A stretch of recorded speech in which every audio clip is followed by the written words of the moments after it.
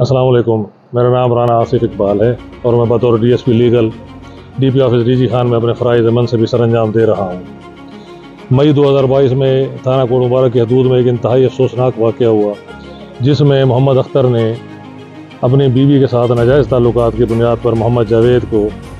شک و شبے کے تحت کلاشنکوف کے فائر مار کے قتل کر دیا